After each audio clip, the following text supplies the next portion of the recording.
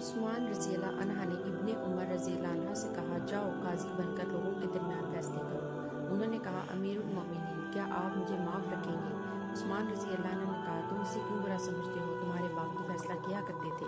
اس پر انہوں نے کہا، میں نے رسول اللہ صلی اللہ علیہ وآلہ وسلم کو فرماتے سنا ہے، جو قاضی ہوا اور اس نے عدل و انصاف کے ساتھ فیصلے کیے تو لائق ہے کہ وہ اس سے برابر چھوٹ جائے، یعنی نہ ثواب کا مستحق ہو اور نہ عقاب کا۔ اس کے بعد میں بھلائی کی کیا امید رکھوں؟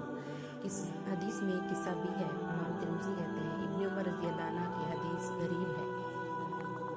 رسول اللہ صلی اللہ علیہ وآلہ وسلم نے فرمایا، جو قضاء کا مطالبہ کرتا ہے وہ اپنی ذات کے حوالے کر دیا جاتا ہے، اللہ کی مدد اس کے شامل حال نہیں ہوتی، اور جس کو وہ جبراً قاضی بنایا جاتا ہے اللہ اس کے پاس ایک فرشتہ بھیجتا ہے جو اسے راہ راست پر رکھتا ہے۔ نبی اکرم صلی اللہ علیہ وآلہ وسلم نے فرمایا، جو قضاء کا طالب ہوتا ہے اور اس کے لیے سفارشی ڈھونڈتا ہے وہ اپنی ذات کے سپرد کر دیا جاتا ہے، اور جس کو جبراً قاضی بنایا گیا ہے اللہ اس کے پاس ایک فرشتہ بھیجتا ہے جس کو راہ راست پر رکھتا ہے۔ امام ترمذی کہتے ہیں، یہ حدیث حسن غریب ہے، یعنی یہ حدیث ضعیف ہے۔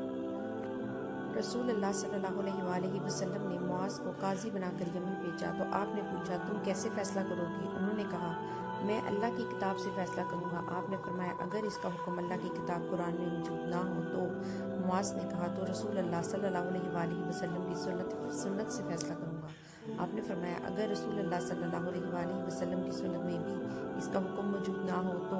معاذ نے کہا، تب میں اپنی رائے سے اجتہاد کروں گا۔ آپ نے فرمایا، اللہ کا شکر ہے کہ جس نے اللہ کے رسول کی قاصد کو ثواب کی توفیق بخشی۔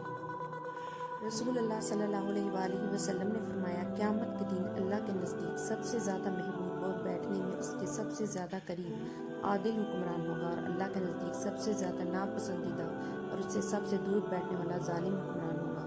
امام ترمذی کہتے ہیں، ابو سعید خدری رضی اللہ عنہ کی حدیث حسن غریب ہے۔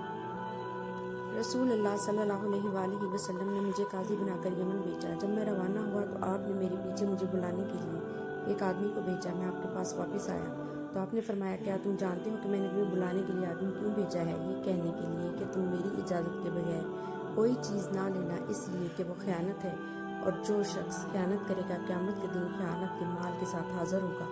یہی بتانے کے لیے میں نے تمہیں بلایا ہے، اب تم اپنے کام پر جاؤ۔ امام ترمذی کہتے ہیں، معاذ رضی اللہ عنہ کی حدیث غریب ہے۔